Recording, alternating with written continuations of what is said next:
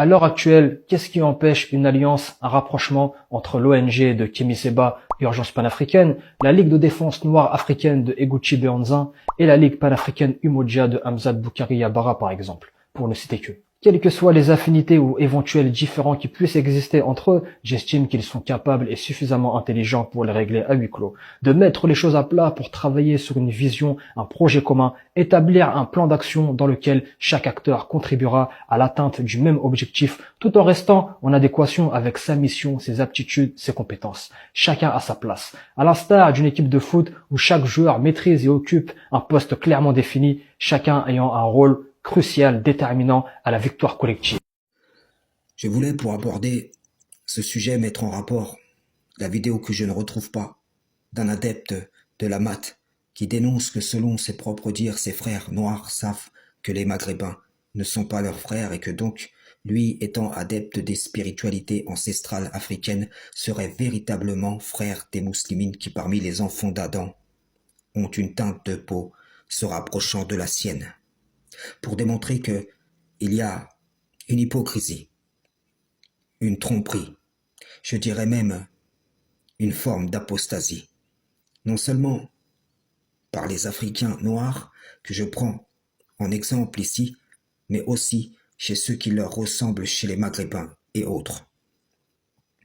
L'islam transcende ces considérations charnelles. La personne dans la vidéo témoigne de cela. Quand il énonce les différents groupements qui, selon lui, devraient se rapprocher, faire alliance et auxquels il voudrait donc être lui-même affilié sur la base d'une même origine continentale, plus précisément ici sur une base charnelle. Seulement, si le musulman, quelle que soit son origine, ne peut être le frère de l'adhérent au christianisme ou au judaïsme sans contredire la religion d'Allah, sans tomber dans l'injustice, alors le musulman ne peut non plus être le frère des adhérents au panafricanisme. Combien même celui-ci appartiendrait à sa famille, à sa tribu, à son peuple, c'est un des engagements premiers de la foi, sans lequel celle-ci est rendue vaine. Nous avons démontré que l'adhérence de Kémy Séba au vaudou est une opposition directe à l'islam, même s'il prêche une tolérance des différentes manifestations de la voie d'Abraham à court et moyen terme dans le but de ramener ceux qui y adhèrent vers les spiritualités africaines à long terme. Voyez-vous, ces gens sont un piège pour les musulmans de leur ethnie, car ils font primer l'appartenance ethnique par rapport à l'appartenance spirituelle, je vous le dis. On ne peut être musulman et adhérent à l'idéologie panafricaine sans trahir son engagement envers Allah.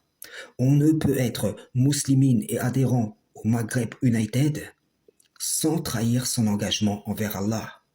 Cette intervention n'est nullement pour nier des injustices qui seraient commises par une partie des musulmans sur une autre, mais pour vous faire réfléchir à votre paraître d'union recouvrant d'immenses dissensions internes, attestant que vous vous êtes écarté de la voie d'Allah. Comment les esprits communautaires de vos ethnies, ne partageant pas votre foi, pourraient arriver à vous monter les uns contre les autres, à monter les uns contre les autres ceux dont Allah aurait uni les cœurs. Vous vous mentez à vous-même. Pour la majorité, vous êtes le fruit de l'idéologie sunnite qui s'est répandue dans vos pays d'origine. Et c'est cette idéologie, cette idole conceptuelle qui vous fédère, qui ne parvient pas à unir vos cœurs en vérité. Tandis qu'en réalité, vous avez délaissé le livre d'Allah. Et en le délaissant, vous vous êtes écarté de sa voie. Je ne dis pas que l'homme dans la vidéo ne serait pas sincère, mais je dis que si celui-ci peut être frère de ceux qui renient la religion dont il dit être un adhérent parce que il lui ressemble physiquement, qu'en est-il de sa fidélité envers le Tout-Puissant? Frères et sœurs en islam, salam, shalom.